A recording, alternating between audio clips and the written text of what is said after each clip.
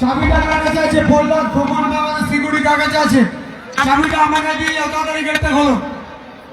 ওই গেটের চাবি আমাদের একটা ছেলেকে ওখানে দিয়ে রাখো, যেখান থেকে প্লেয়াররা ঢোকে ড্রেসিং রুম থেকে।